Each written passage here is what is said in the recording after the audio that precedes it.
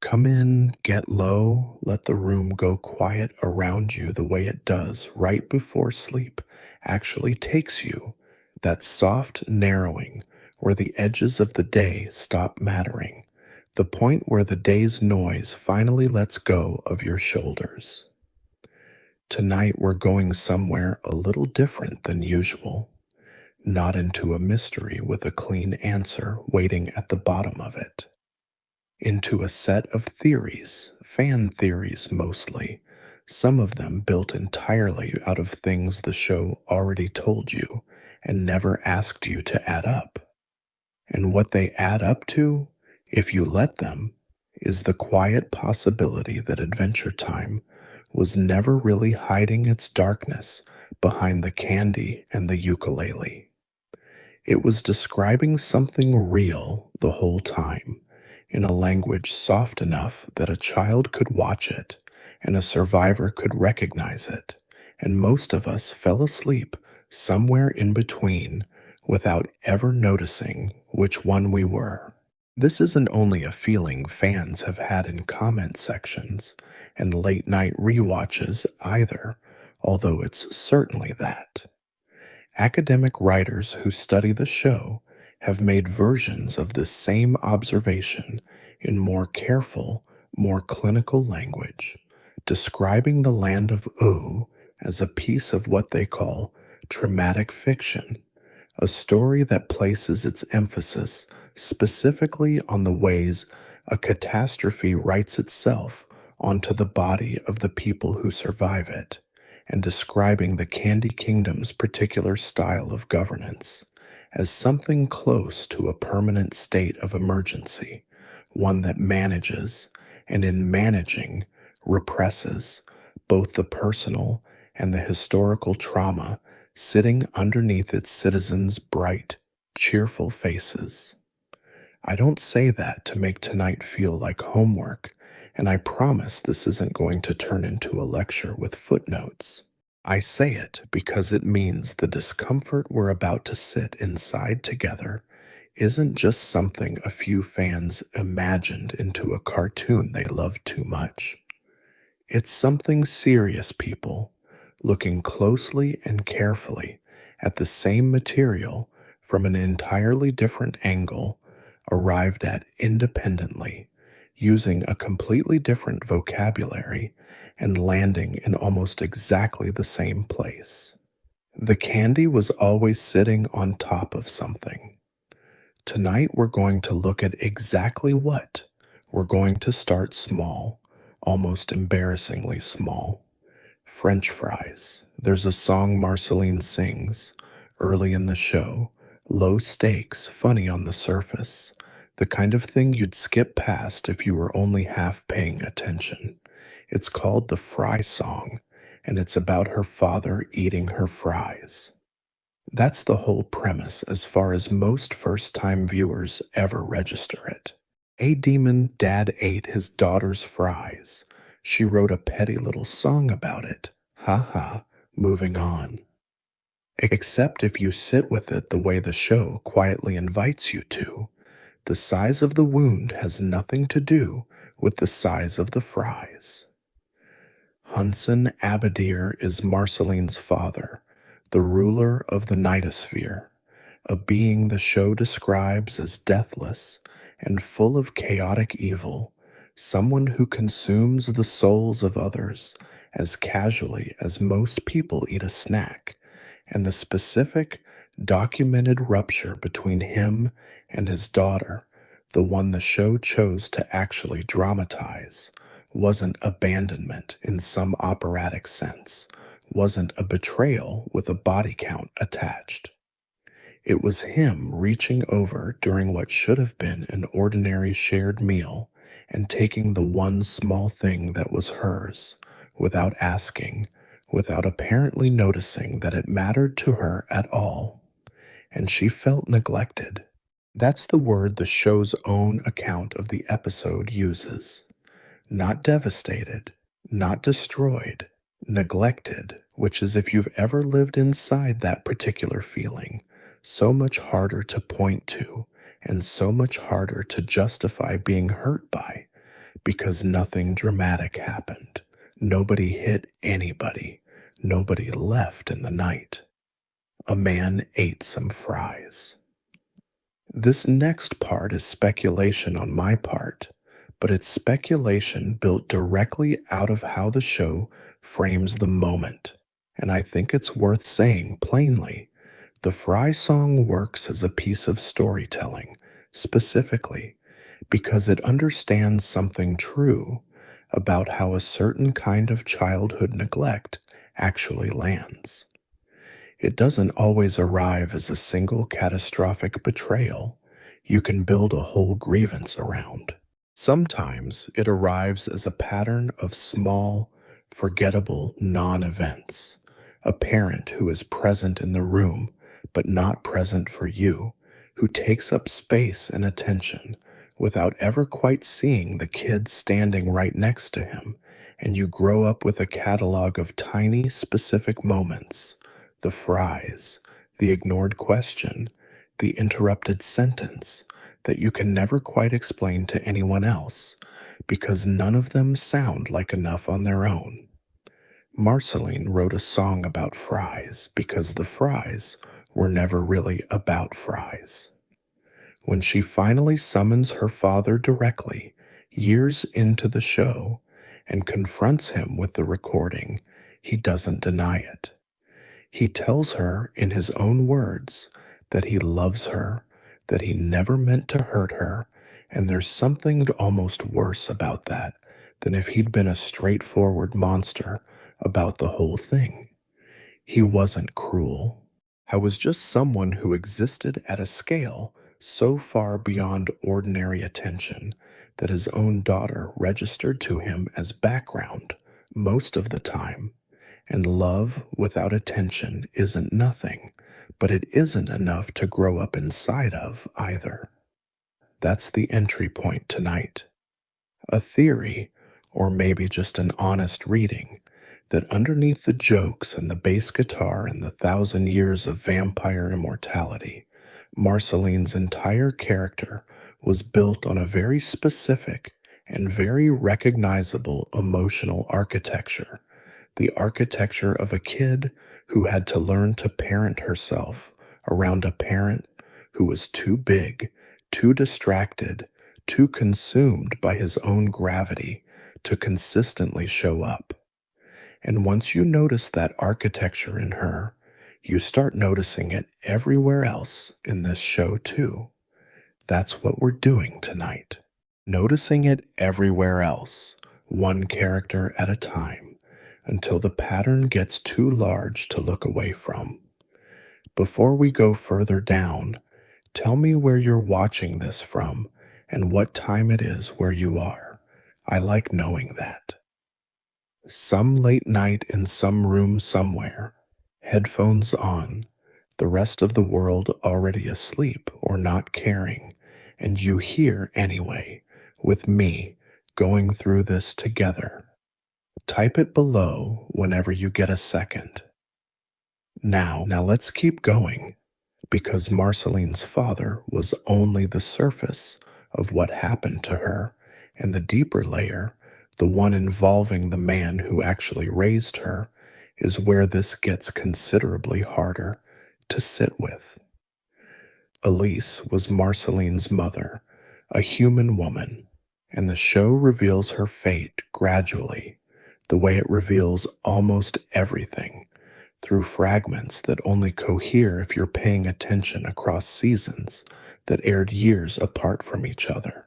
What actually happened, according to the show's own confirmed backstory, is that Elise was dying, likely from radiation sickness in the aftermath of the Mushroom War, and rather than let her small daughter watch that happen, she made a choice.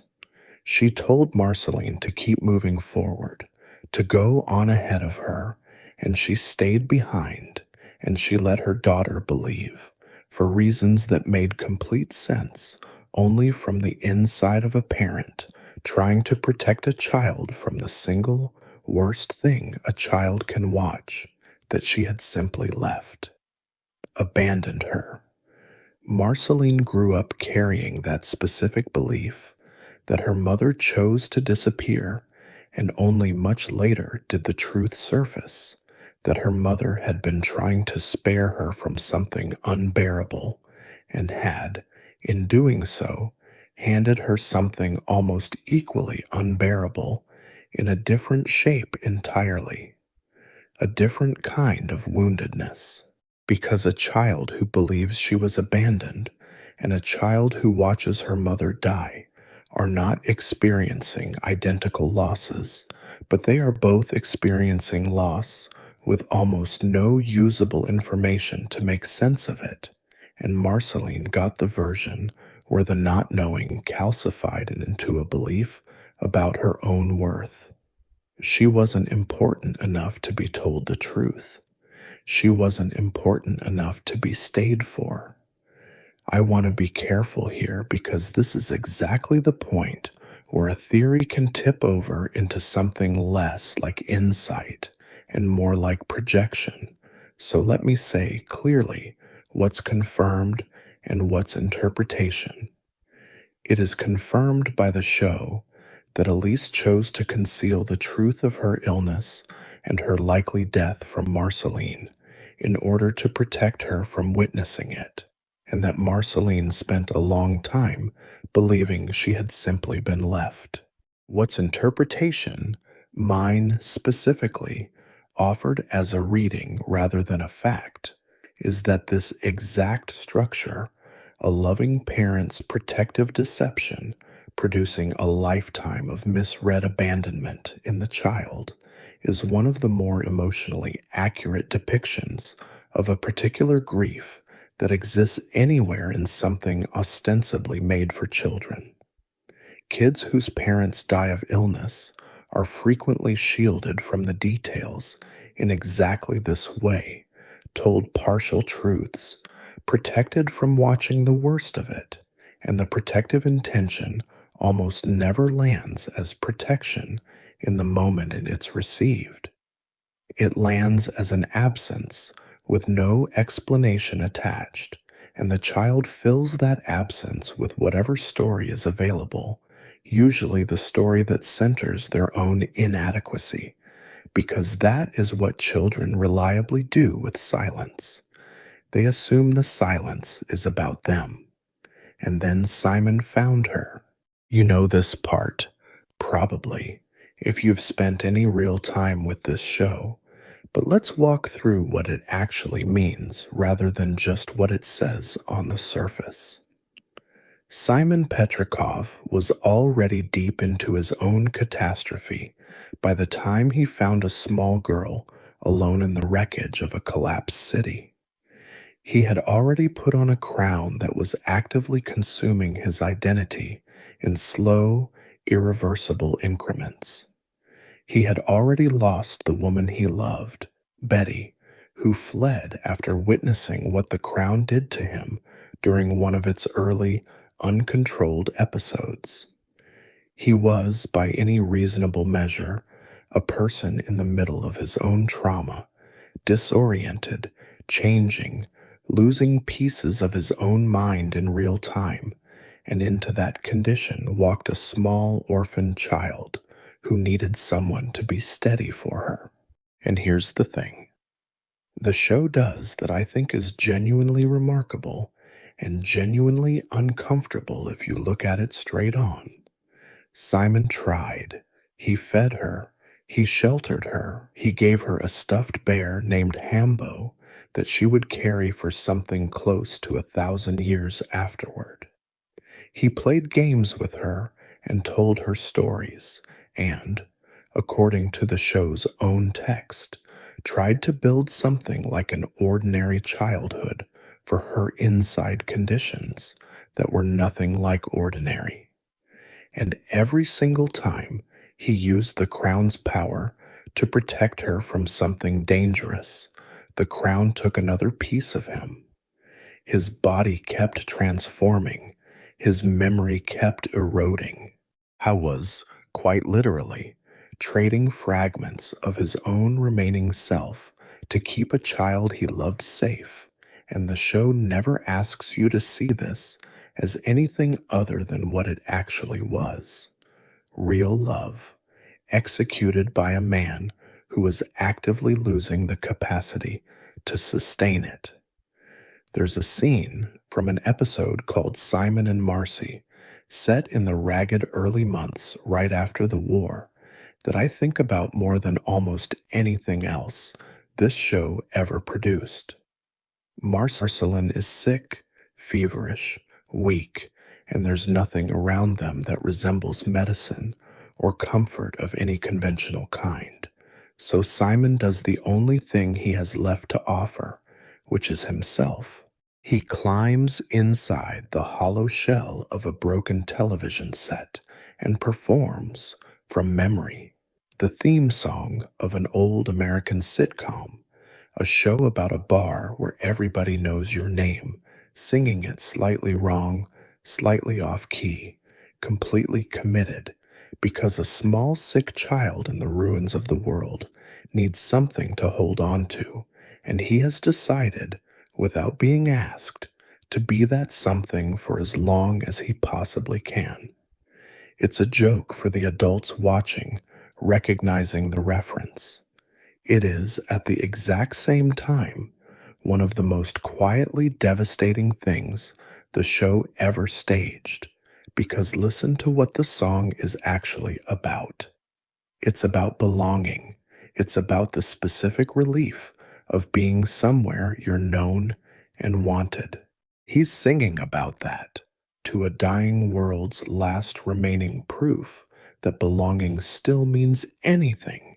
And he keeps singing it later in the same episode while wearing the crown to fight something off, using the melody, the way you'd use a rope in the dark, an anchor to hold on to himself for just a little longer before he has to put the crown back down and find his way back to being Simon again.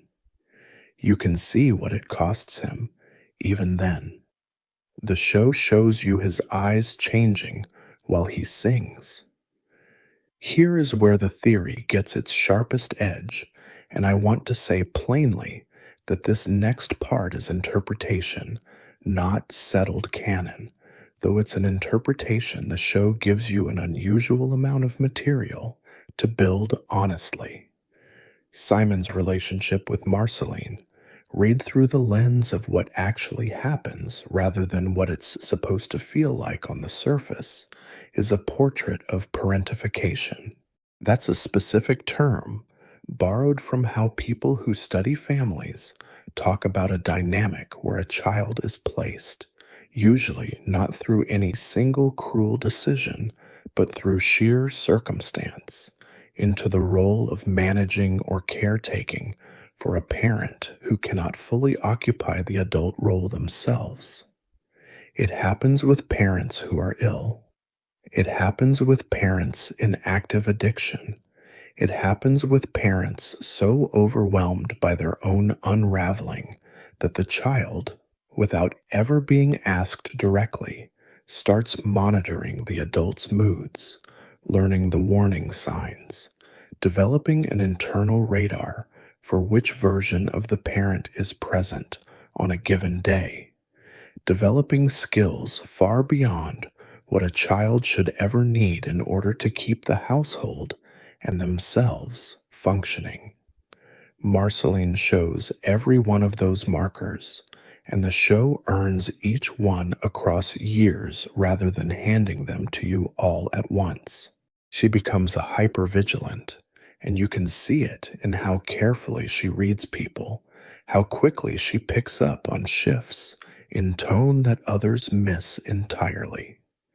She develops a protective layer of detachment and irony, the vampire persona, the too cool exterior, the deflection through humor, which is one of the most well-documented survival strategies a child develops when the emotional truth underneath is too heavy to carry undefended. She becomes, over the following centuries, someone who is deeply loyal and deeply guarded at the same time, someone capable of loving people with total commitment while remaining almost pathologically unwilling to ask them for help. Because the first adult she ever depended on for help was, through no real fault of his own, actively disappearing while she watched. And when Simon finally left her, when he decided, as the show explicitly confirms, that the danger he posed to her outweighed the comfort of his presence, he left not because he stopped caring, but because the man capable of caring had a shrinking amount of time left before something else entirely was going to be standing where he used to be. He chose to remove himself before that happened to her directly. It's a genuinely loving decision.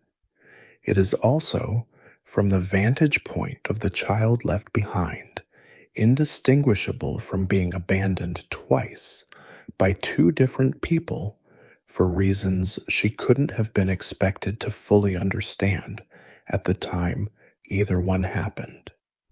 The show gives you the emotional aftermath of this with unusual directness in the fourth season, in an episode that has been written about, discussed, and grieved over by more people than almost anything else the series ever produced. Marceline finds notes.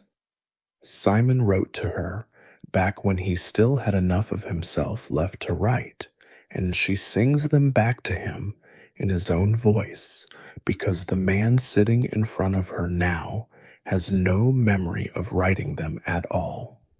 The notes are apologies for things he hadn't done yet. He knew what was coming.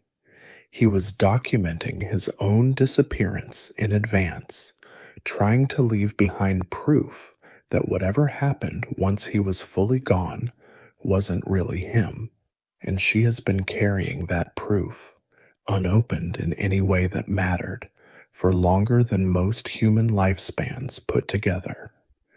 When she finally sings it to him and gets nothing back, no recognition, no flicker, just a confused and gentle man enjoying a song he doesn't understand, is about himself. The show holds that gap without resolving it. It doesn't rescue the moment. It just lets you sit inside how it feels to finally say the thing you needed to say to the person who caused the wound, only to discover that the person capable of hearing it isn't in the room anymore and never fully will be again. That's not a plot twist. That's what it's actually like to lose someone slowly, in pieces, while their body keeps occupying space in your life. None of this makes Simon a villain, and I don't think the theory works if you try to force it into that shape. He is one of the most sympathetically drawn characters the show ever produced, and the show is emphatic, across dozens of episodes, that his love for Marceline was genuine, and that his choices, including the choice to leave, came from care rather than neglect. But love and harm are not opposites in the world this show builds, and that's precisely what makes this reading land the way it does. A parent can love a child completely and still, through no malice, through circumstances entirely outside than anyone's control, shape that child into someone who spends the next 1,000 years unconsciously braced for the people she loves to disappear on her one way or another, eventually. Adventure Time never says this out loud in those words. It just keeps showing you a woman who plays her bass alone in a cave for centuries, who keeps a childhood stuffed bear longer than most civilizations survive, who falls in love slowly and carefully, and only after long stretches of distance and testing, and who is, by every marker the show gives you, still doing the quiet work of learning that not everyone she loves is guaranteed to vanish. There is one more piece of Marceline's history worth sitting with before we leave her, and it isn't about a parent at all. It's about her own body and what was done to it without her consent. The show eventually reveals, in a miniseries called Stakes, that Marceline was not born a vampire. She was human, or human enough, in the ruined years right after the war, and at some point during that time, she was bitten by a being called the Vampire King, and the transformation that followed was never something she chose. The show's own summary of this history is direct about it. She was bitten not of her own will. I want to sit with that phrase for a moment, because it's easy to let it slide past as one more piece of fantasy lore, a vampire origin story like 1,000 others, and miss what it's actually describing, which is a child having something permanent and irreversible done to her body by someone more powerful than her without being asked, and then having to live inside the consequences of that decision for the rest of what turned out to be a very, very long life. The miniseries built around this revelation is, on its surface, a story about Marceline wanting to become mortal again, wanting to shed the vampirism she never asked for, and finally grow up on her own terms instead of staying frozen at the edge of adulthood forever. She enlists Princess Bubblegum's help to extract the vampiric essence from her body, and the attempt goes wrong in the way these attempts always go wrong in this show, releasing the very beings who did this to her back into the world, forcing her to face them one by one in the flesh rather than only in memory. There's a moment near the end of that miniseries where Marceline, speaking to the Vampire King himself, says something that I think is the clearest single sentence this show ever offered about the entire subject we've spent tonight walking through. Everything repeats over and over again, she tells him, and no one learns anything because no one lives long enough to see the pattern. This is a demon king talking about the mechanics of vampirism specifically in the text of the episode, but it's also, and I think deliberately, a description of exactly what harm tends to do across a family or across a life when nobody with enough perspective ever stops it. It repeats, it gets passed forward, and the people living inside any single loop of it are almost never positioned to see the whole shape of what they're caught in. What makes Marceline's resolution to this particular wound so striking is that the show doesn't give her a clean escape from it. She doesn't get to simply undo what was done to her and walk away mortal and unmarked. In the final confrontation, after choosing to fight rather than flee, after absorbing the accumulated power of everything that was ever forced into her, she is bitten again.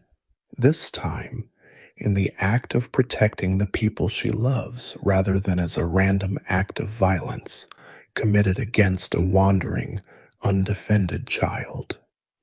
The show lets her end up back where she started, physically, a vampire once more, and yet it insists, gently, that something underneath that has actually changed.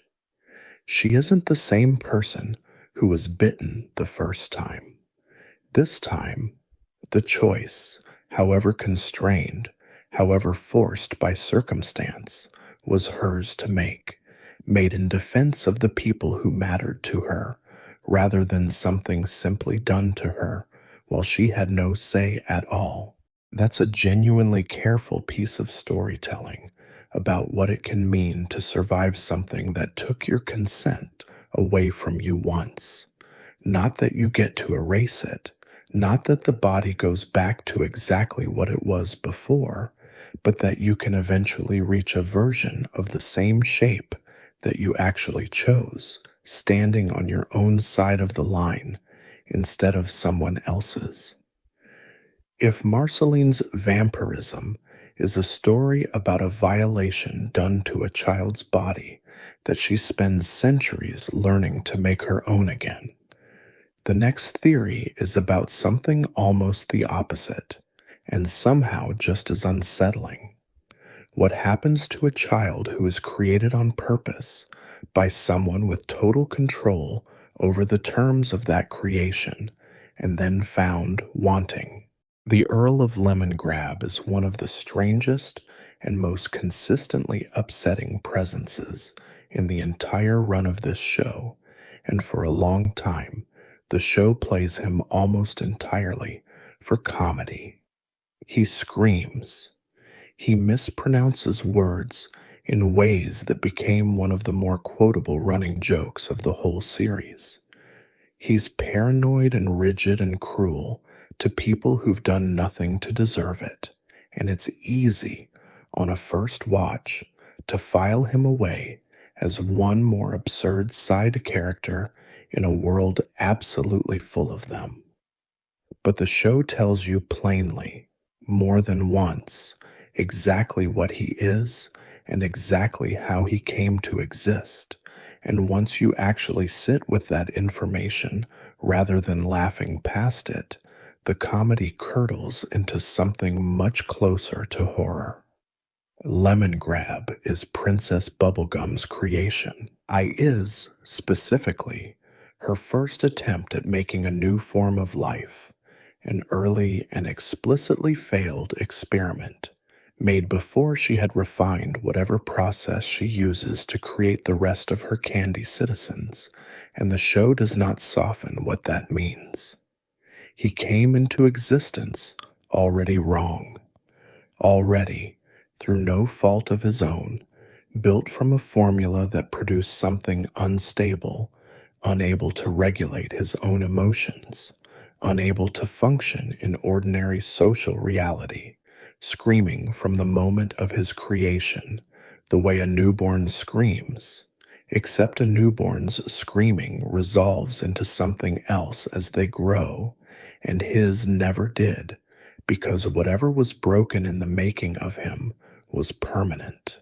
Fans have noticed, and I think correctly, that the shape of this story tracks almost exactly subtly onto one of the oldest cautionary tales in the language, the story of a creator who makes something imperfect, recoils from what they've made, and then, rather than taking responsibility for the imperfection, treats the created thing itself as the problem to be managed, exiled, contained. It's the same architecture as a much older story about a scientist and the creature he assembled and then couldn't look at afterward. Princess Bubblegum doesn't destroy Lemongrab. To her credit, and the show does give her credit for this, she doesn't discard him the way she eventually will with some of her other failed experiments. But she does exile him, gives him a kingdom of his own far from her, and the emotional logic underneath that decision, whether or not it was ever meant to carry this weight, is the logic of a parent who looks at a child who came out wrong and decides the kindest available option is distance rather than repair. Lemongrab spends the show desperately seeking her approval, imitating her mannerisms in a way that's clearly meant to be pathetic, and is also, if you let yourself feel it instead of just watching it, almost unbearably sad. A creation trying to earn the love of the one being whose approval was supposed to be unconditional, and instead has always felt provisional, always contingent on him managing to be less broken than he actually is. And the show does something years later that I think confirms, more than anything else could, that this pattern wasn't an accident of one bad episode. It's a formula Bubblegum returns to. There's an episode where, having recently survived a near fatal illness and confronted for the first time with her own mortality, she decides to build herself a successor, a psionic candy sphinx named Goliad, made using her own genetic material, engineered to be powerful enough to rule long after Bubblegum herself is gone. And Goliad, like Lemongrab before her, comes out wrong, not broken in the same way, but corrupted in the show's own word, drawn toward domination rather than the compromise and care Bubblegum tried to instill in her. And when Bubblegum realizes this, sitting alone with the knowledge, her plan, stated plainly in her own internal thoughts, is to disassemble her creation and try again. Not negotiate with her, not attempt to reach her. Disassemble and start over. The exact language you'd use for a machine, rather than a daughter, which is a distinction the show is clearly asking you to notice, because in the very same episode, Bubblegum reveals that she built a second creature, specifically to contain Goliad, a gentler being named Stormo, made not from her own DNA this time, but from a single strand of Finn's hair, because she wanted this one to turn out heroic instead. Stormo succeeds where Goliad failed, sacrifices himself instantly and gladly to keep his sibling contained forever, and Finn, watching his own genetic material walk and speak and choose to disappear into an eternal psychic stalemate on his very first day of existence, is left standing there, calling him a son he will never get the chance to actually know. Two children, made in the same afternoon by the same hands, one discarded for being too much like her maker's ambition, and one already sacrificing himself before he'd had a single hour to be anything else. That is not subtle. That is a show telling you, as plainly as it ever tells you anything, that creating a child to be a solution to your own fear of ending is a different act entirely from raising one, and that the child who comes out imperfect according to that plan rarely survives the discovery intact. There's a quieter, sadder echo of a related dynamic sitting right next to Jake for most of the show's run, and it's easy to miss because the show waits until deep into its later seasons to give it any real weight at all. Jake has a brother named Jermaine, an ordinary dog with none of Jake's stretching powers, who spent years guarding their dead parents' collection of dangerous occult artifacts alone in the family's old house, while Jake and Finn were off adventuring across the whole of Oo. When the show finally lets Jermaine speak his mind, in an episode that takes his resentment seriously rather than playing it purely for laughs, what comes out is exactly the accusation you'd expect, that Finn and Jake got to live the easy, adventurous life while he was left behind holding the household together, and that their father loved them more. Jake's response to this is the part I think matters most, and it complicates the theory in a way that makes it more honest rather than less. Jake tells his brother, calmly, that he was never actually the favorite, that their father simply enjoyed Jermaine's fart jokes and his easy childishness, and, more pointedly, that Jermaine could have left the house and its burdens at any point he chose to. Nobody assigned him that guard duty forever. He assigned it to himself and kept renewing the assignment long after any real obligation had expired, because staying tethered to his parents' old belongings and to the resentment that came with them was easier than finding out who he might be without either one. I think that reframing is actually the more useful theory to sit with because it describes something just as real as straightforward favoritism and considerably harder to blame on anyone else. Grief and duty can fuse together so completely in a person that the duty starts to feel like the only acceptable way of continuing to love someone who's gone, and letting go of the duty starts to feel like letting go of the person, even once the actual reasons for holding on have long since stopped applying.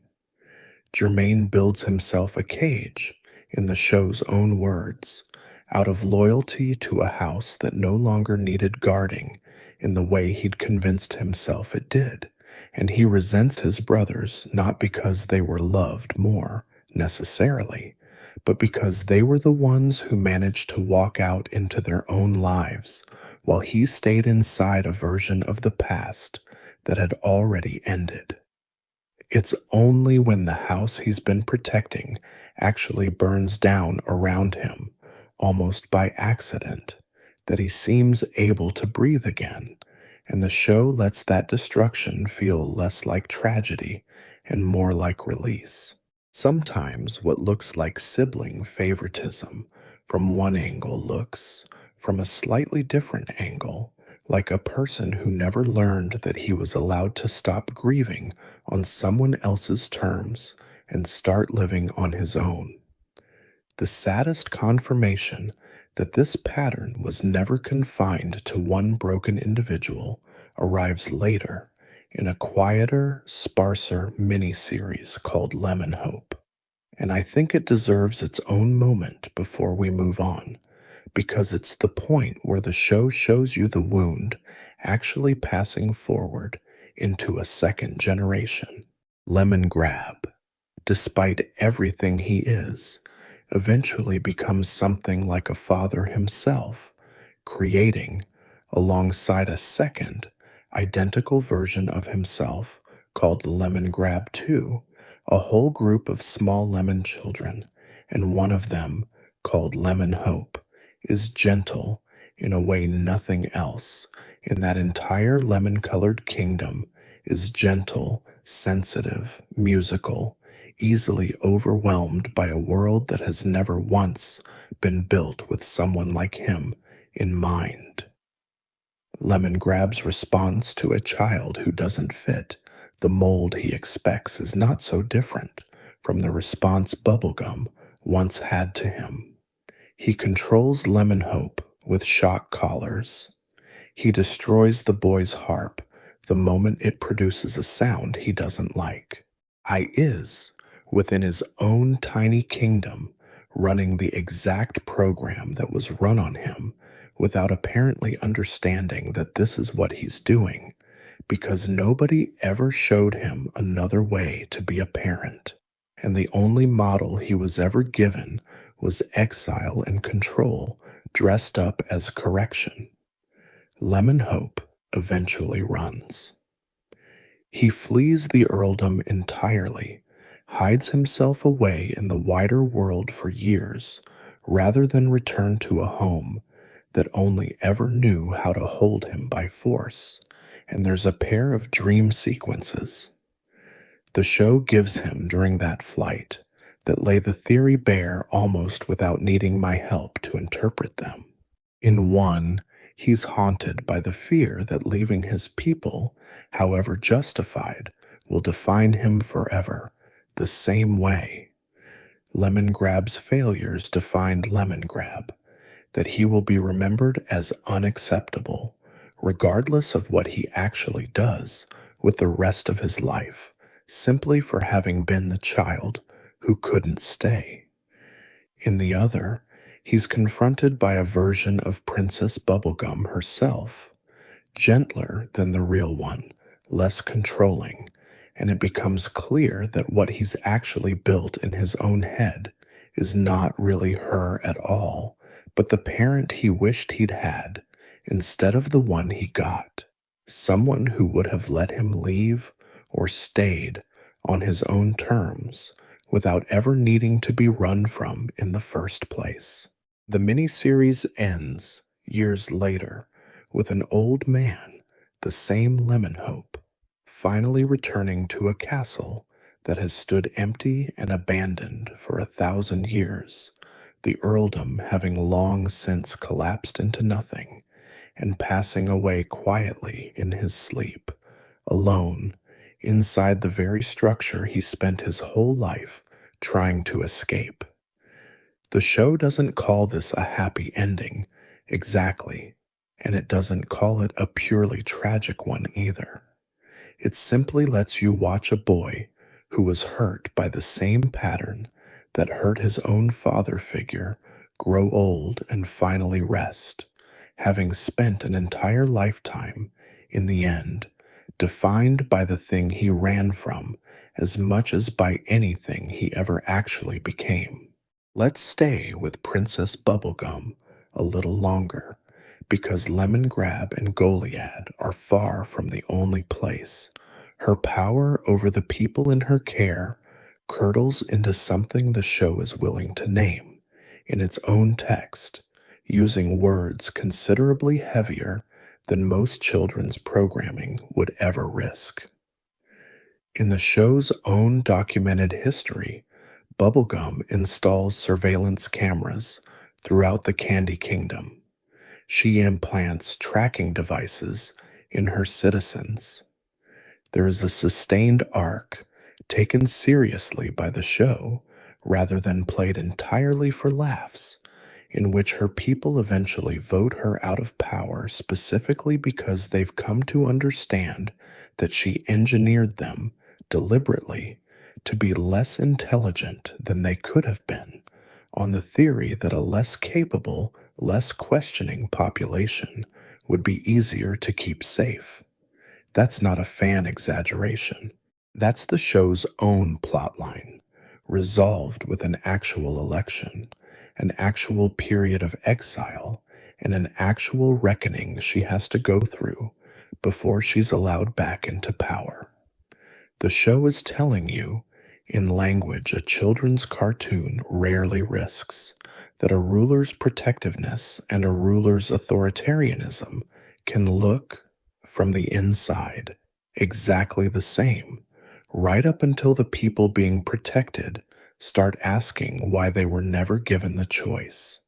It's worth pausing here to ask where any of this actually came from in her, because the show does give you an answer, even if it never spells out the connection in so many words. Bubblegum herself came into existence in the wreckage of the old world, born, along with a brother named Nettie, from something that was already growing in the ruins of a collapsed building before either of them had any say in the matter, before there was a kingdom, before there was anyone at all to take care of either of them.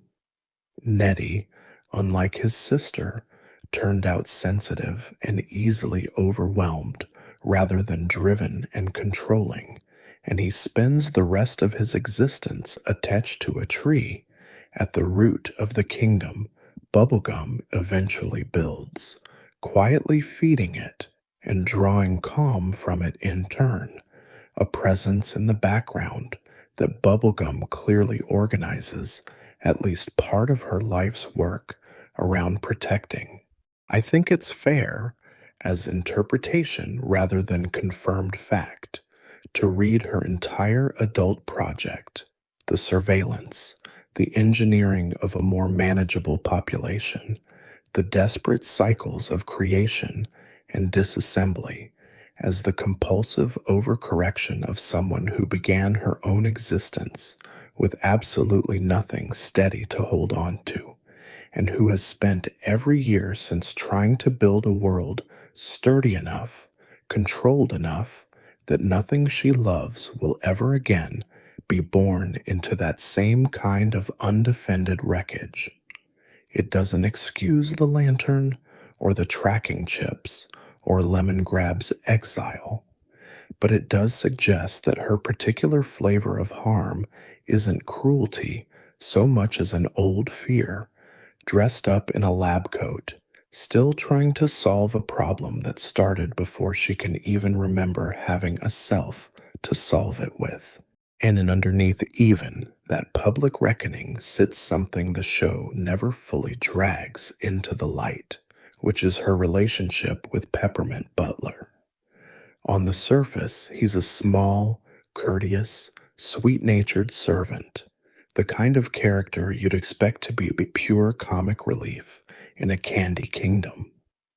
But the show repeatedly hints, in throwaway lines and background details it never quite explains, that he practices genuine dark magic, maintains a working relationship with figures associated with death itself, and has, on at least one occasion, offered to trade Finn and Jake's own bodies to the underworld as collateral without either of them fully realizing what he'd just done on their behalf. Bubblegum keeps him close anyway. She has, at various points in the show's history, ordered the deaths of soldiers she herself designed and built, an army called the Rattleballs, specifically because she decided, after the fact, that she had made them too violent, a decision that says less about the soldiers than it does about a creator willing to erase her own mistakes rather than sit with having made them. There's a smaller, gentler seeming example of the same underlying instinct in her treatment of Cinnamon Bun, one of her most devoted and least competent subjects, whose repeated failures at even simple tasks eventually lead Bubblegum, rather than working patiently with him or simply accepting his limitations, to alter his mind directly so that he'll stop causing the kind of trouble that embarrasses her kingdom. It's played in the moment as a small joke about a lovable idiot getting a magical tune-up. Looked at plainly, it's a ruler rewriting the inner life of a citizen who trusted her completely because his particular way of being himself was inconvenient to the image of the kingdom she was trying to maintain, which is the same basic maneuver, scaled down to something almost affectionate, as everything else we've discussed her doing to the people placed in her care. She has revived her candy citizens as something closer to the walking dead by accident more than once, treated the resulting panic as a manageable inconvenience, and moved on. None of this makes her a monster, and the show clearly doesn't want you to leave her story believing that it does. But it does suggest, quietly and consistently, that a kingdom built and governed entirely by one brilliant, frightened, grief-avoidant young woman will always carry the shape of her own unexamined fears somewhere inside its architecture, whether that's a butler with connections to the land of the dead kept on staff because he's useful, or a population deliberately kept simple because a simple population is easier to keep alive. And then there's Flame Princess, whose story I want to walk through slowly and carefully because it's the darkest concrete thread in this entire theory, and it deserves to be handled with weight rather than sensation. When Flame Princess is an infant, her explosive, world-threatening emotional volatility becomes apparent almost immediately, and Princess Bubblegum, acting as an outside authority consulted by the girl's own father, advises a solution. The Flame King takes his infant daughter and seals her inside a lantern, and she remains there, alone, cut off from the world, for 14 years. 14 years of a childhood spent inside glass, watching whatever happened in the throne room around her, denied the ordinary textures of a life, denied education, denied companionship beyond what little could reach her through the walls of her own containment, because the adults responsible for her decided that containing the danger she represented mattered more than developing the person she might have become if anyone had actually tried. When she finally does emerge, years later, she doesn't know basic things about the world. She doesn't understand simple social customs, doesn't know what sneaking even means, doesn't recognize an ordinary flower without accidentally setting it on fire the first time she reaches for one. She has, by the show's own portrayal, deep trust issues and a hair trigger temper that everyone around her, including her own father, treats as an inherent flaw in her nature rather than what it actually looks like from any distance at all. The entirely predictable result of 14 years spent being told, through actions rather than words, that she was too dangerous to be loved in the open. What happens after her release complicates the picture even further because the control doesn't actually stop once the lantern opens.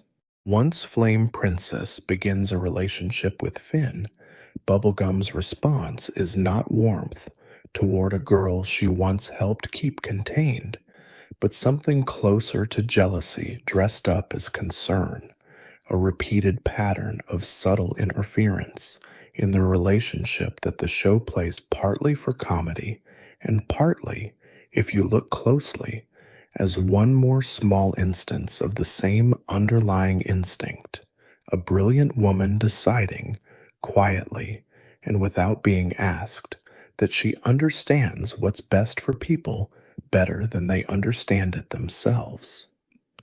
She continues subjecting Flame Princess to experiments explicitly framed as attempts to help her control her volatile emotions, treating her, in the show's own visual language, less like a young woman navigating a first real relationship and more like an ongoing variable that still hasn't been fully solved.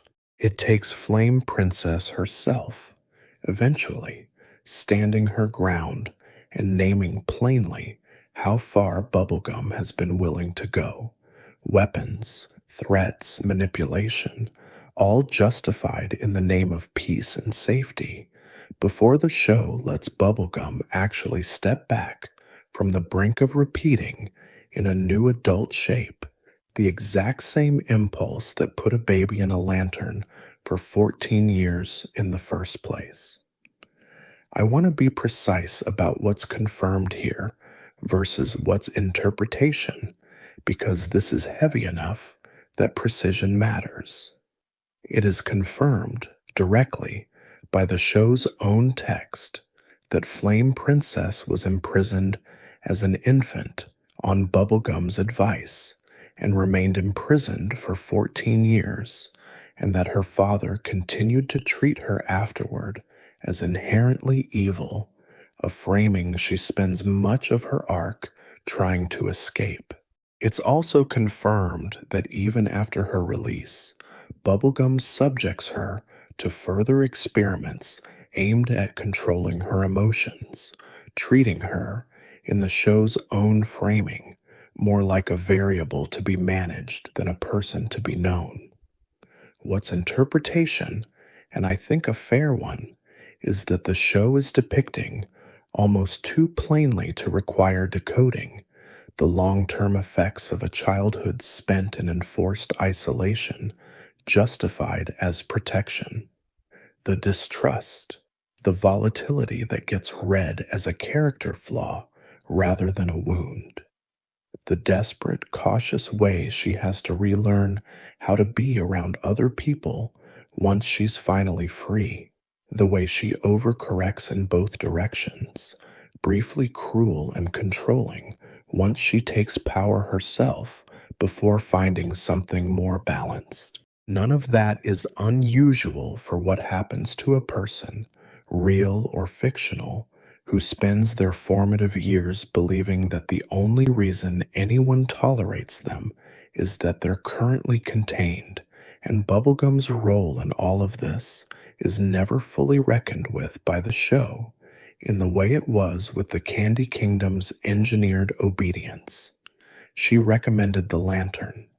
She was, functionally, the expert authority who told a frightened father that a baby was too dangerous to raise in the open, and the show lets that sit there, mostly unexamined, the way real institutional harm often does, distributed across enough hands that no single person ever quite has to carry the whole weight of having caused it. There's a scholarly comparison worth mentioning here, briefly, because I think it sharpens rather than distracts from what we've just walked through.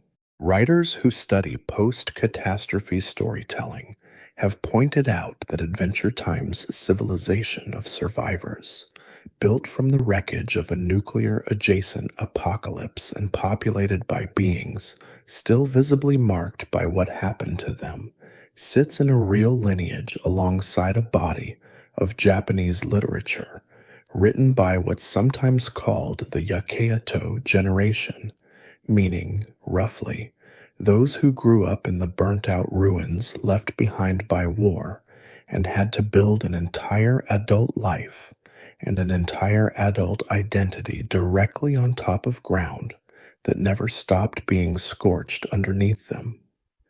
That's not a comparison the show ever makes explicitly, and I want to be clear, this is offered as an interpretive lens rather than a stated fact, but it helps explain why the land of Ooh feels the way it feels, why its cheerfulness never quite manages to erase what's visible in the background of nearly every outdoor scene. A civilization built by the Yakeito generation, in the literature that actually describes them, tends to carry a specific, recognizable double consciousness, genuine vitality, and genuine unresolved grief, occupying the same body, the same institutions, the same bright kingdoms, without either one ever fully winning out over the other.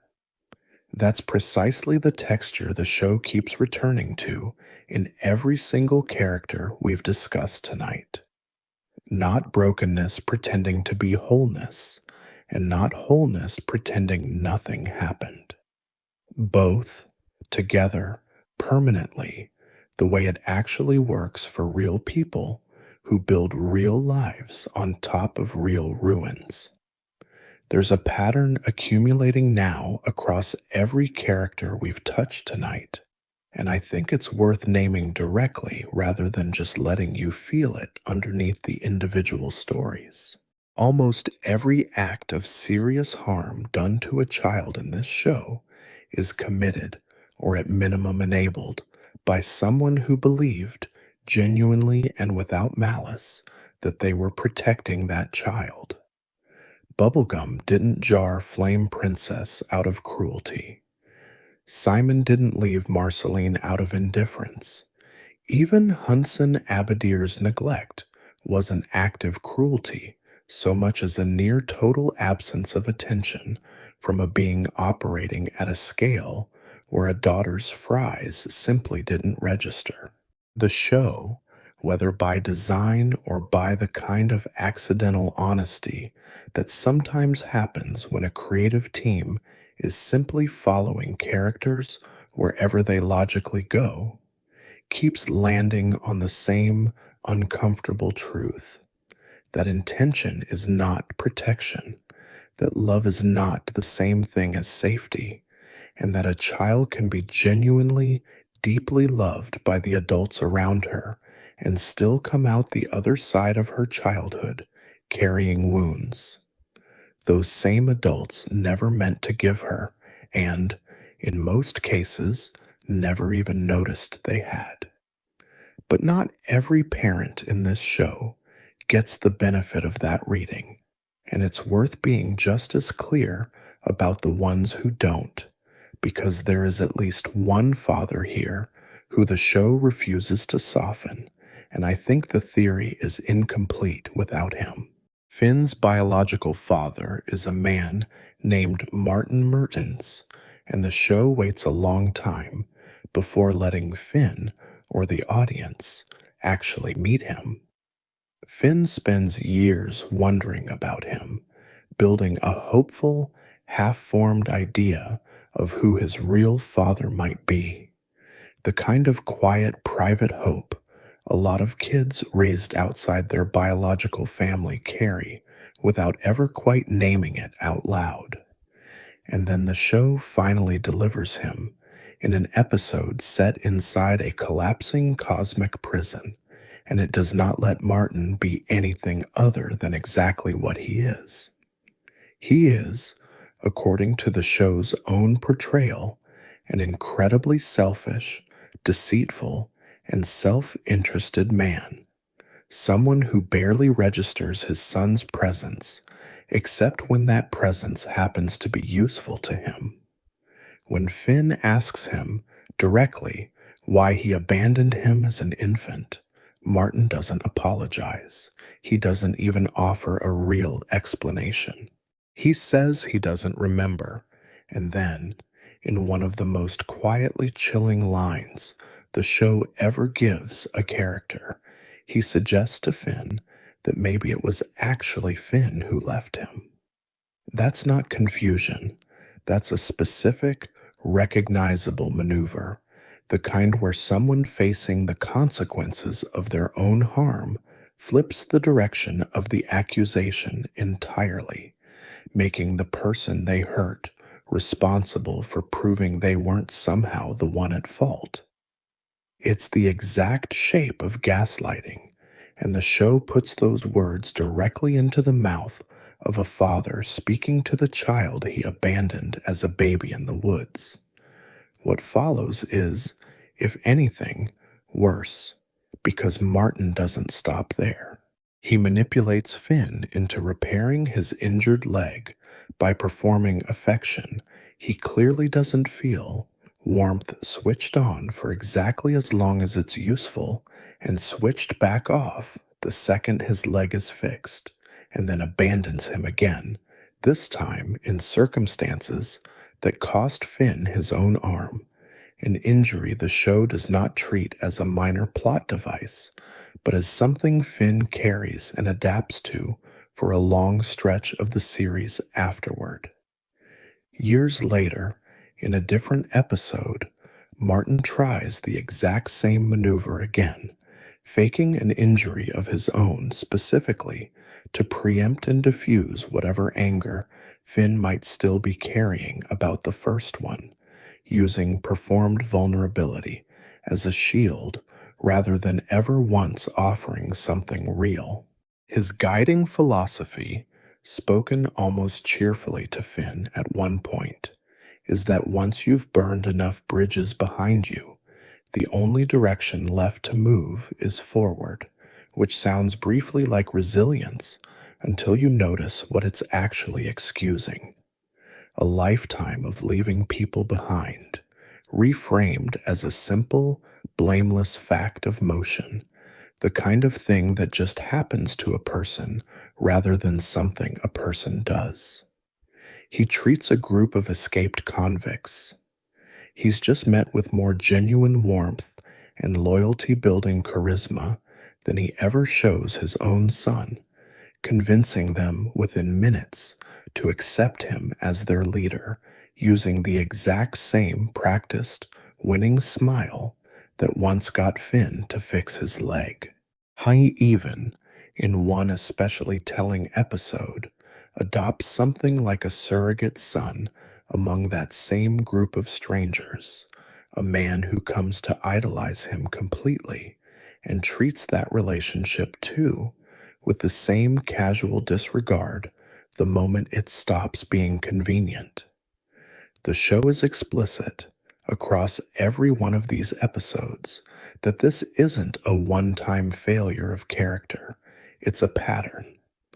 Martin treats people, including his own son, as interchangeable resources to be charmed, used and discarded once their usefulness runs out, and he does it with the same practiced ease every single time because it has always worked before, and nobody in his life has ever made him stop.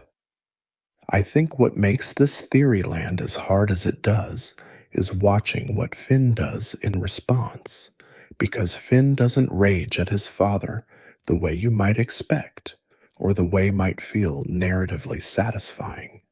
He keeps trying. He keeps hoping, quietly, that this time will be different, long past the point where the evidence should have told him otherwise. And there's a dream sequence the show gives us where Finn, carrying a version of his own infant self through a strange cosmic landscape, tells that baby, unprompted, "It's okay. I won't ever let you go." This is interpretation now, clearly offered as a reading rather than a stated fact, but I think that line is doing an enormous amount of quiet work. Finn's radical, almost compulsive decency, the thing that defines him across the entire show, the thing that makes him run toward danger to protect near strangers without a second thought, reads differently once you've watched him get gaslit by his own father and keep circling back for more anyway. A child raised with an unreliable, exploitative parent frequently becomes, in adulthood, either someone who replicates the pattern or someone who overcorrects entirely, building an identity almost defiantly around being the opposite, being dependable precisely because dependability was the one thing modeled for him worst of all. Finn promising his own infant self that he'll never be let go reads, in this light, less like a throwaway dream image and more like the emotional center of the entire character, a boy deciding, alone, without anyone teaching him how, that whatever happened to him would not be what he passed forward. Finn's mother offers a very different version of the same underlying wound, and I think it's worth sitting with because it complicates the theory rather than simplifying it. Minerva Campbell is, by every account the show gives, a genuinely selfless and dedicated woman, a doctor who devoted herself so completely to the survival of her people that she eventually uploaded her own consciousness into a network of machines just to keep helping them, an act of sacrifice so total it costs her the ordinary experience of having a body at all. When Finn finally finds her in the mini-series that sends him searching for the last surviving humans, she is overjoyed and terrified in almost the same breath, thrilled to have her son in front of her, and immediately, instinctively, trying to keep him there, safe, contained, on an island specifically engineered to keep danger out. The show is careful, and I think honest, about not painting this as simple villainy, but it also refuses to let the isolation stay purely metaphorical. Before Finn ever reaches his mother, the miniseries introduces us to a woman named Kara, who has spent her entire life inside the same protected settlement and has, at some point, decided she wants to leave it, to find out for herself whether the outside world is really as lethal as she's been told. A caretaker figure named Dr. Gross, another authority within that same community, tells her flatly that the outside is too dangerous, and when persuasion isn't enough to stop her, produces a remote control and uses it to physically seize hold of another young woman standing nearby, dragging her away by force in front of Kara, specifically to demonstrate what continued defiance will cost. It's a small, almost throwaway sequence in a mini-series mostly remembered for its emotional reunion at the end. But it's also the clearest possible illustration of what protective isolation looks like once it curdles all the way into control. Not a metaphorical cage built from good intentions, but an actual device in an actual authority figure's hand, used to physically overrule another person's body the instant she tries to exercise a choice about her own life. An entire human settlement, kept willfully unprepared for the outside world for its own supposed good, mistaking permanent confinement for permanent safety, because nobody who loved them ever let them discover the difference for themselves. Finn, who grew up outside that system, thousands of miles from anyone telling him what he was and wasn't allowed to risk, is the one who has to gently, respectfully, tell his own mother that overprotection is not the same thing as care. The show lets her hear it. It lets her struggle with it, visibly, the way anyone would struggle with being told that the thing they built to keep their people alive has also, quietly, kept those same people small.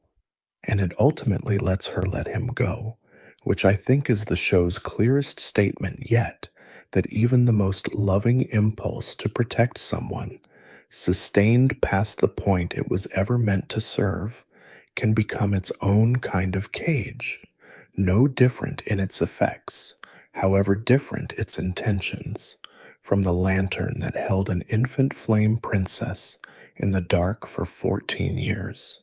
There's one more resident of that same island community who deserves to be named directly, because her story is, if anything, the starkest version of everything we've just walked through, and it belongs to a character most viewers only ever knew as Susan Strong.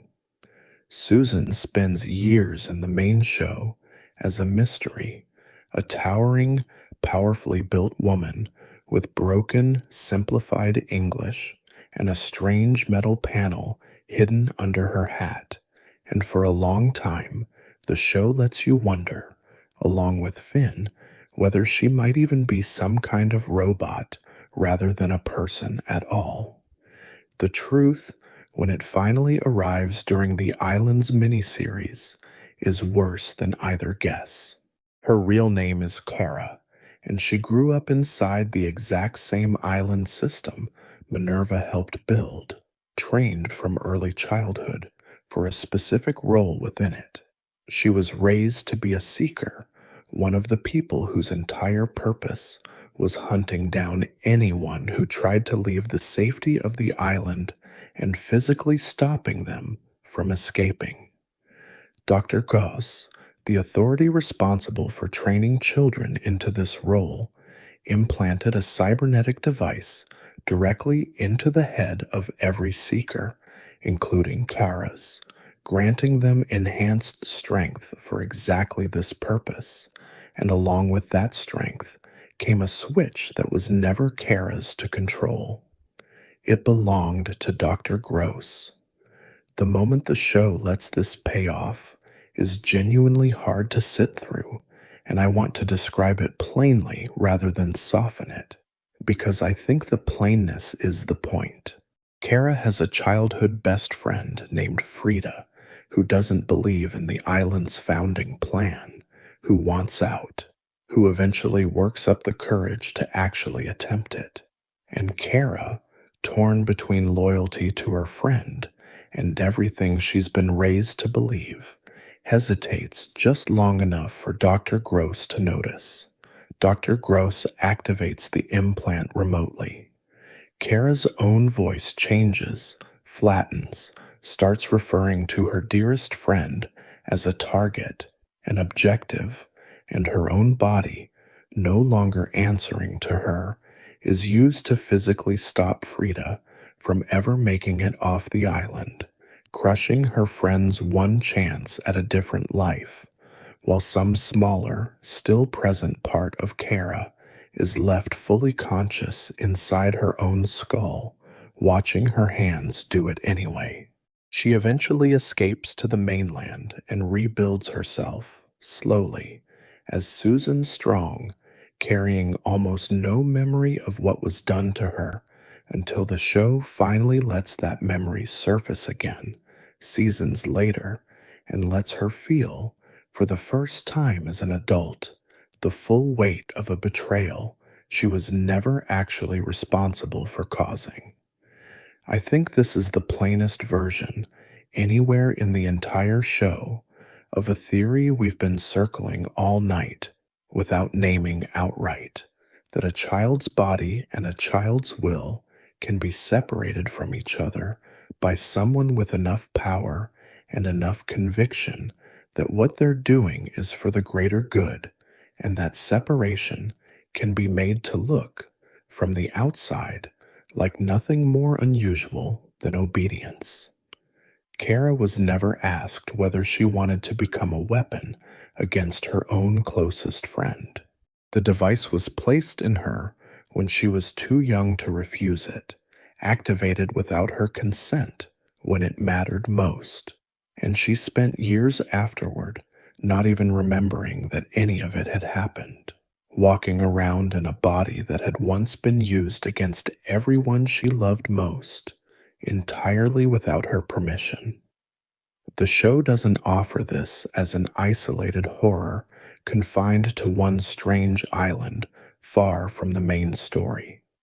It offers it as one more data point in an accumulating pattern, sitting right alongside the crown that consumed Simon, the lantern that held Flame Princess, the bite that changed Marceline against her will, each one a different mechanism for the exact same underlying violation.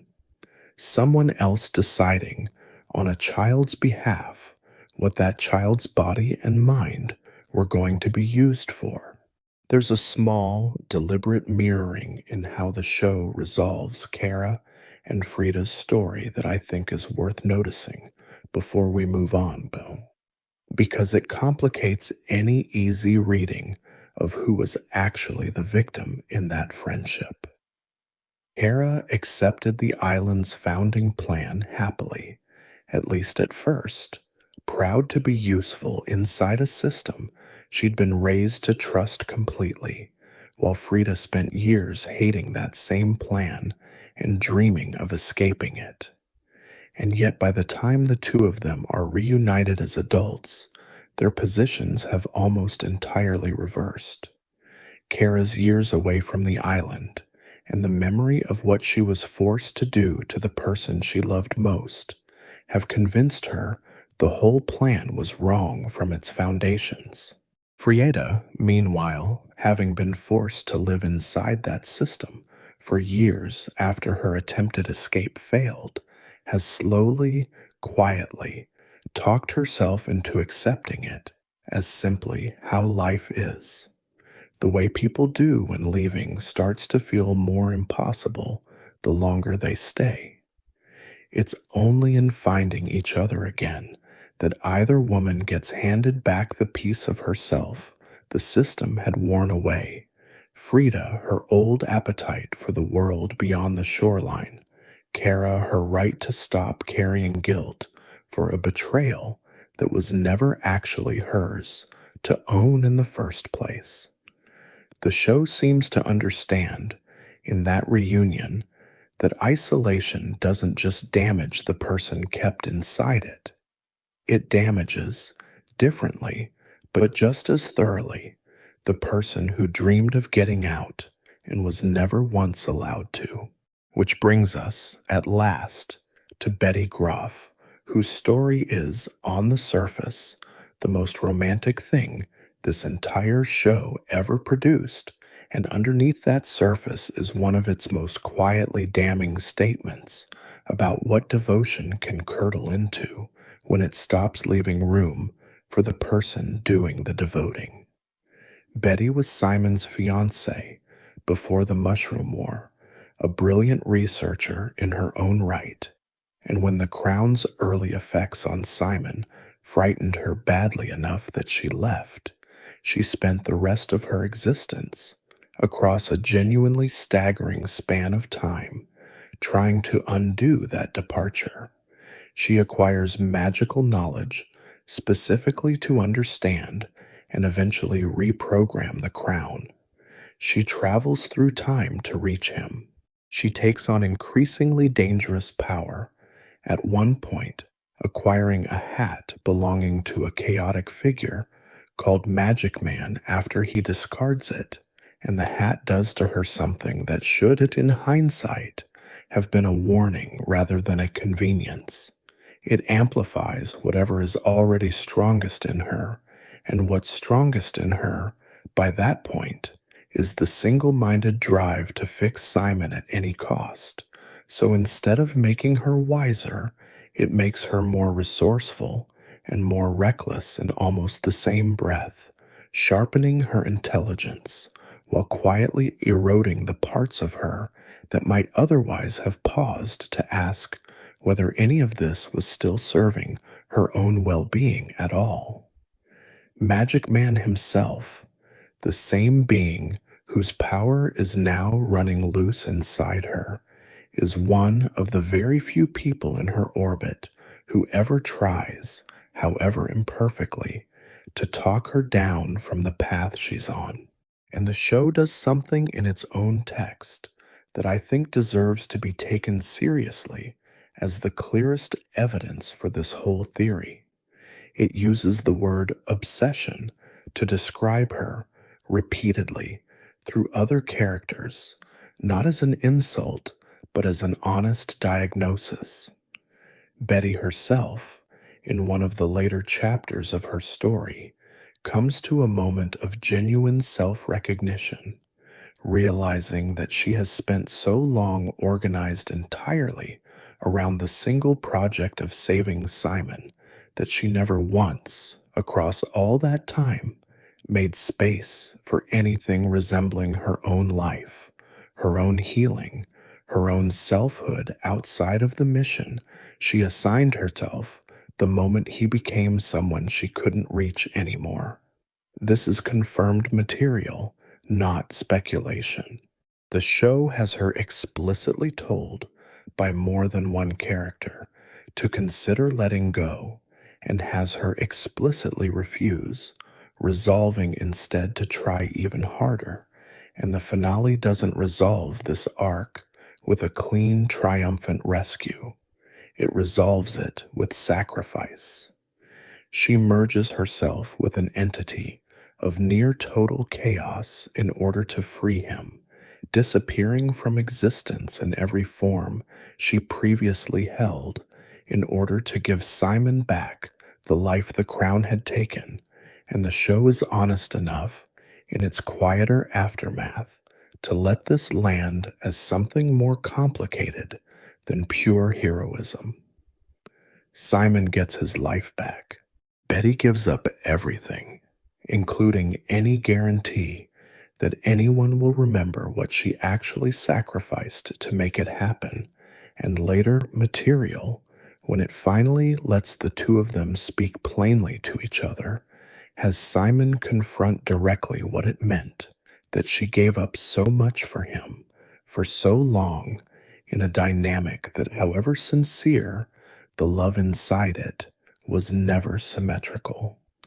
He tells her, when they're finally allowed a real conversation across all that lost time, that he understands now everything she gave up, her research, her sanity, her physical existence, her whole future, and that he let it happen again and again because some part of him loved her precisely because of how much she was willing to sacrifice, which is a genuinely difficult thing for a story to admit about its own central romance. I think the theory worth sitting with here is simple and a little uncomfortable. A love story built on one person's total, unrelenting devotion to fixing another person, sustained across a timescale no ordinary relationship could survive, is not automatically a story about the triumph of love. Sometimes it's a story about codependency, wearing love's clothing, about a person who never learned to want anything for herself because wanting things for someone else was safer, more organized, more within her control than the terrifying openness of building an actual life. The show seems to know this. It puts the word obsession in other characters' mouths specifically so you can't mistake what you're watching for something simpler than it is. And it lets Betty's ending be a genuine sacrifice and a genuine tragedy at the same time, the same way it lets Simon's protection of Marceline be genuine love and a genuine parentification at the same time, because this show, more than almost anything else made for its ostensible audience, refuses to let you pick only one label for the things it shows you. Everything here is at least two true things stacked on top of each other, and the discomfort you feel trying to hold both at once is, I think, the actual point. Before we get to the last theory tonight, I want to pause on something that isn't really about the show at all, but about who's watching it now, because I think it explains why theories like the ones we've just walked through keep resurfacing, keep getting rediscovered, keep going quietly viral among people who are clearly too old to be the show's original target audience. Adventure Time premiered in 2010, and the children who watched it during its original run, the ones who were 8, 10, 12 years old when Finn and Jake first appeared on their screens, are by now well into their 20s and 30s. They watched Simon's transformation unfold across years of their own actual childhoods, absorbing Marceline's guardedness and Lemongrab's screaming and Flame Princess's imprisonment as pure, uncomplicated entertainment at the time, the way children generally do, taking in far more than they consciously register and filing it away without any language yet for what any of it might actually mean. And now, as adults, a great many of those same people have gone back to rewatch a show they remember mostly as comfort, only to find, sitting inside episodes they've seen a dozen times, patterns they now recognize immediately, sometimes because they've since learned the language for naming them in their own lives, and sometimes because they've simply lived long enough to recognize an old, familiar shape from the other side of it. That's not a coincidence limited to this one show, and it's not unique to this fandom. It's what happens to almost anything genuinely well made and aimed, even partly, at children. It waits patiently for you to grow into the parts of it you weren't ready to see the first time, and then it hands them to you exactly when you're finally equipped to receive them. There's one more theory I want to walk through tonight, and I want to handle it more carefully than any of the others, because unlike everything we've discussed so far, this one isn't built primarily from confirmed material inside the show. It's built from the internet, from a piece of speculative fan fiction that spread far enough and got repeated often enough that it eventually became one of the most widely recognized fan theories attached to any children's cartoon in recent memory. You may already know it. It's usually called the coma theory, and if you've spent any time in comment sections or meme culture around this show, you've probably seen some version of the image associated with it: a boy in a hospital bed, a dog beside him, a caption suggesting the entire world of Ooh is nothing more than a dream taking place inside a mind that's shutting down. I want to be extremely clear about what this is and what it isn't. This is not a theory the show supports.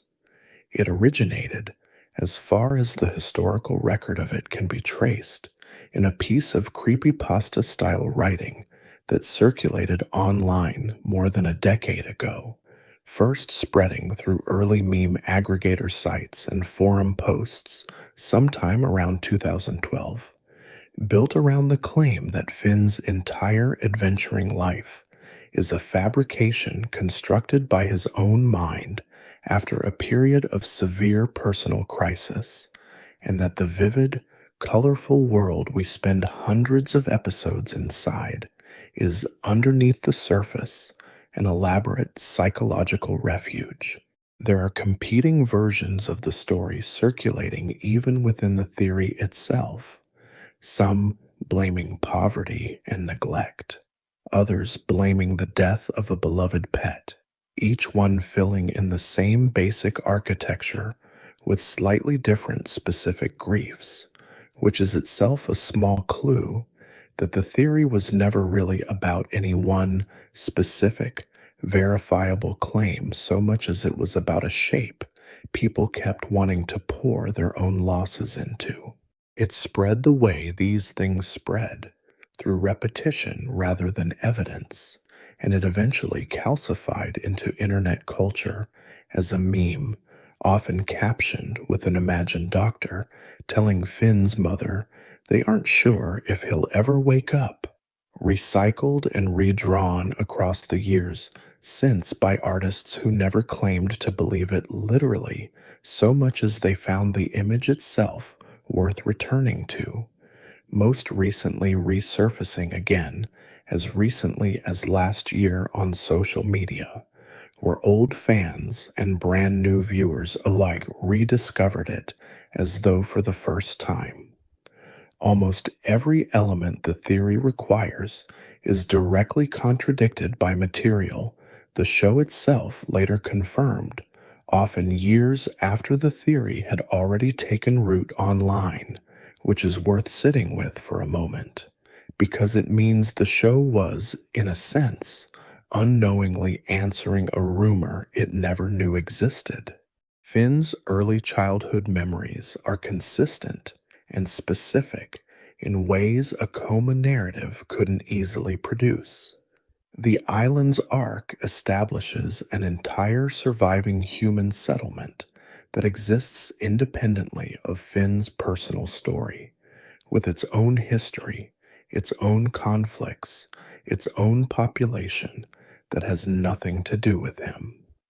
Multiple flashback episodes depicting Marceline, Simon, and the Mushroom War were clearly not manufactured from inside Finn's head, since they cover events he wasn't present for and couldn't possibly have known about at the age the theory would require. Taken as a literal explanation for the show, it simply doesn't hold up against the show's own accumulated evidence. But I think the theory endures, decade after decade, redraw after redraw, for a reason that has almost nothing to do with whether it's true and everything to do with what it accidentally captures about the emotional register the show actually operates in. A story about a lonely, ordinary kid constructing an elaborate fantasy world to survive something unbearable isn't a wild departure from what Adventure Time is actually about. It's a slightly exaggerated, slightly more literal version of the exact thing the show does with almost every character we've discussed tonight. Marceline built a persona to survive her childhood. Betty built centuries of purpose to survive a heartbreak she never processed directly. Bubblegum built an entire kingdom, complete with its own citizens, rather than sit inside the silence left behind by whatever happened to her before the show ever begins. The show's entire premise is a civilization that grew something beautiful and strange directly on top of a catastrophe Nobody involved was ever allowed to properly grieve. The coma theory isn't a hidden truth waiting underneath the show, patiently, for someone clever enough to find it. It's a piece of internet folklore that resonates precisely because it rhymes, almost too well, with what the show was actually doing on purpose the whole time, dressing real emotional survival in bright, impossible clothing until it became easier for an audience to look at directly. There's a reason bleak reinterpretations like this one tend to attach themselves specifically to stories people loved as children, and I think it's worth naming before we move past it. A show that means enough to someone, that occupied enough real space in their actual childhood, becomes a kind of shared object, something an entire generation can quietly agree to keep reshaping as they themselves change. Inventing a hidden tragedy underneath a beloved thing is sometimes just a way of testing how much weight that thing can actually hold, of finding out whether the warmth you remember from it was sturdy enough to survive being looked at harder. Adventure Time, it turns out, survives that test unusually well, not because the coma theory happens to be true, but because the show was already doing something almost as brave on its own terms the entire time, just without ever needing a doctor in a hospital hallway to make the point for it. If any part of what we've talked about tonight brushes against something real and current in your own life, I want to say clearly that there are people equipped to help carry that weight with you, and it's worth reaching out to them rather than carrying it alone in the dark. Let's come back up out of that, slowly, the way the show itself always eventually does, because there is a wider shape underneath everything we've walked through tonight, and I think it's worth naming carefully before we let this rest. If you step back far enough to see all of these stories at once, Marceline and her guarded, centuries-long loyalty, Lemon Grab screaming his way through an existence nobody properly prepared him for, Flame Princess relearning the entire world after 14 years behind glass, Finn circling back again and again toward a father who never once earned it, Betty organizing centuries around someone else's rescue instead of her own life. You start to notice they map, roughly and imperfectly, onto patterns that people who study relationships have spent decades trying to name. This is interpretation, offered lightly rather than as diagnosis, but it's hard not to notice it once you're looking.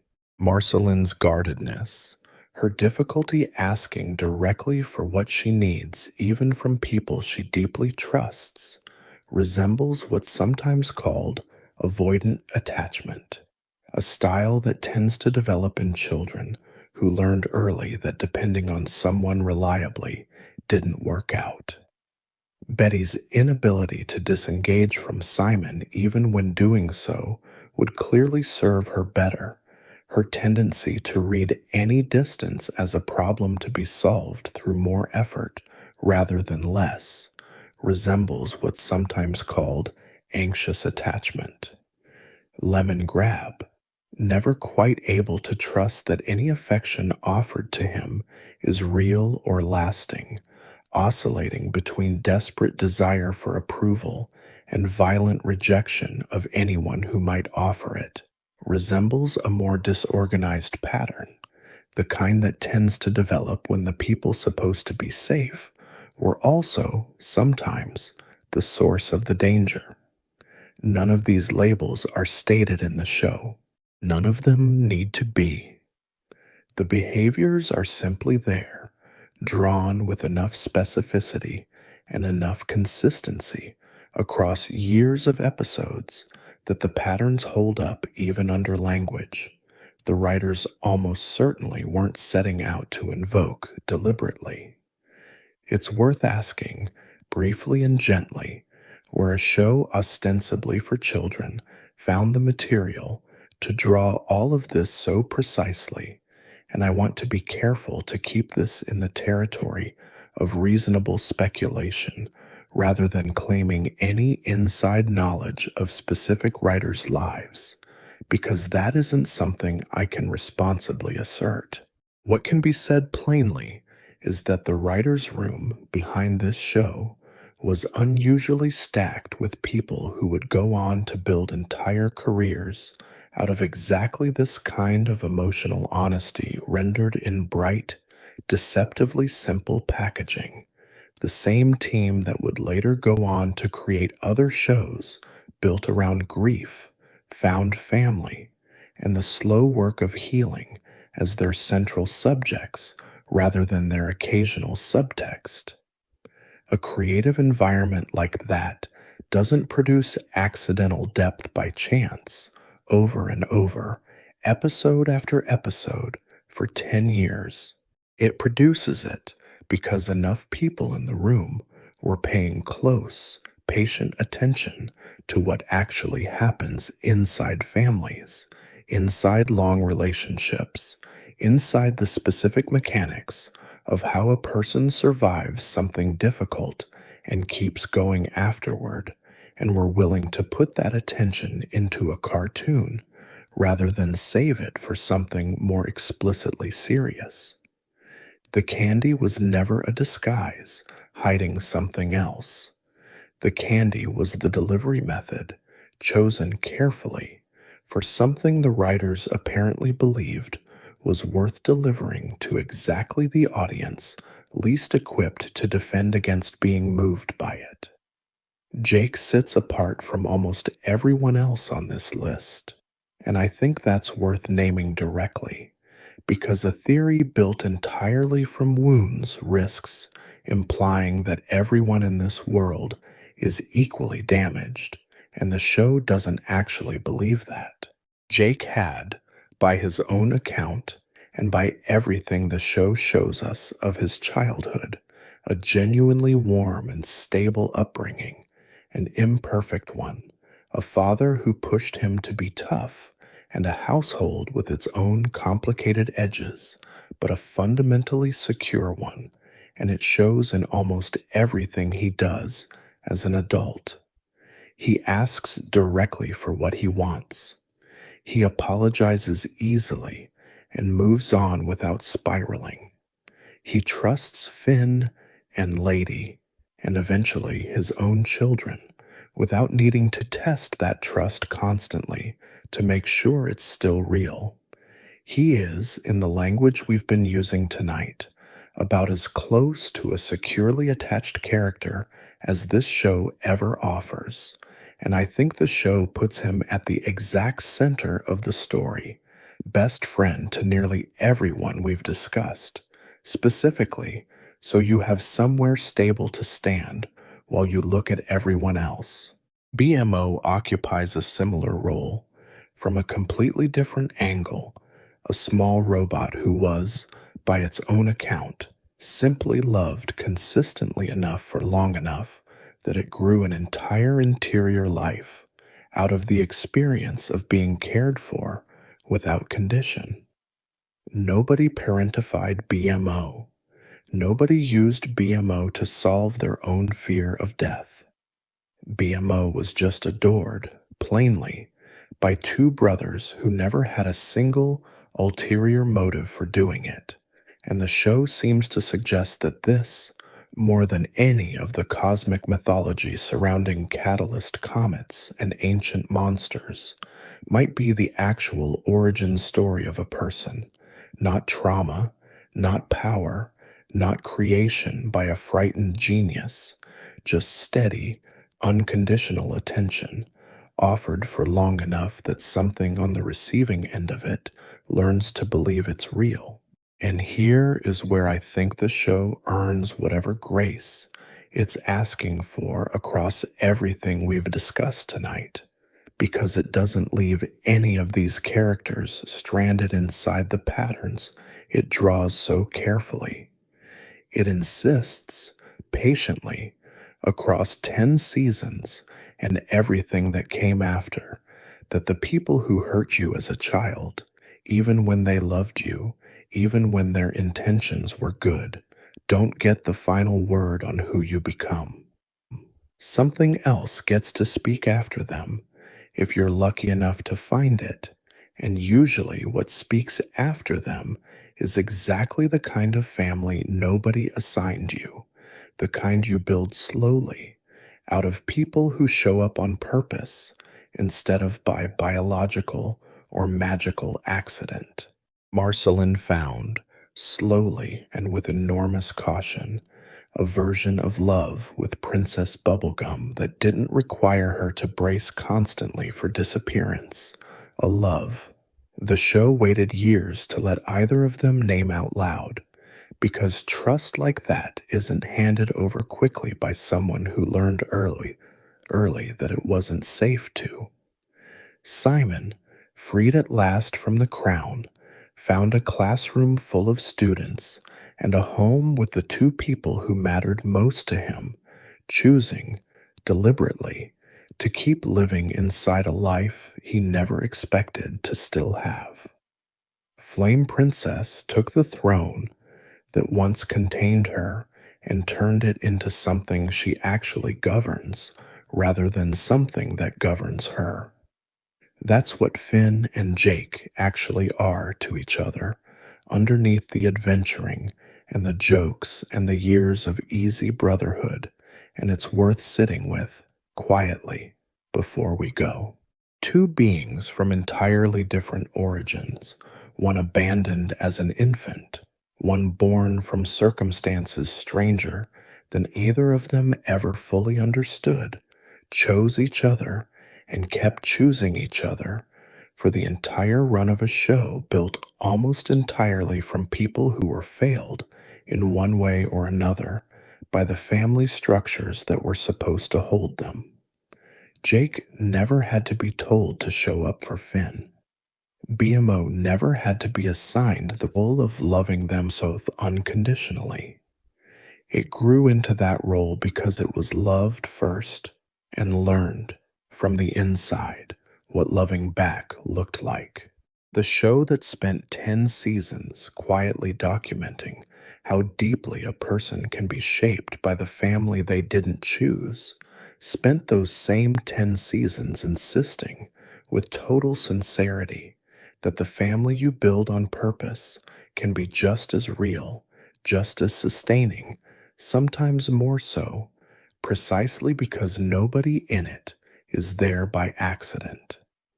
You can watch this insistence play out one more time, past the show's own ending, in the smaller, quieter stories that came afterward. Simon, once he's finally free of the crown for good, doesn't disappear into some tidy epilogue of unearned peace. He moves in with Marceline and Princess Bubblegum into a house that exists specifically because two women who loved him in very different ways decided there would always be room for him there, and he takes a job teaching young people the history of the very artifacts that once consumed his own life, bringing to that classroom the exact discipline of someone who survived what he's now warning others about. Marceline, for her part, finally gets the version of steadiness. She spent 1,000 years bracing against never having, not because anyone owed it to her, but because she and Bubblegum did the slow, unglamorous work of actually building it together, one long conversation and one small act of trust at a time. Across years, the show was patient enough to let pass without rushing either of them toward each other. None of it undoes what happened to any of them earlier. The show never once suggests that it does. What it suggests instead is that the ending of a hard story doesn't have to be the healing of every wound that came before it. Sometimes the ending is simply proof that the wound, whatever it cost, didn't get to decide everything that came after. I don't think that's a small thing for a children's cartoon to have believed. I think it might be the truest thing it ever said, underneath the ruins and the crowns and the centuries of carried grief, underneath every theory we've walked through tonight that reframes something familiar into something considerably heavier than it first appeared. The candy is still real. The bright colors are still real.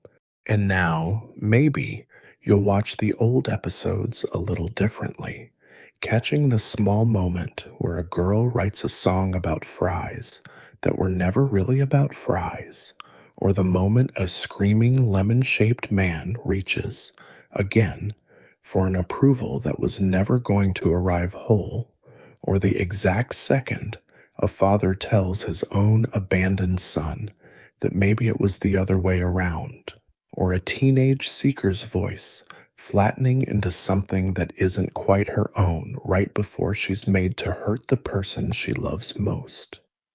I think that's actually the honest answer to the question this whole video was built around, the question of whether these theories ruin anything at all.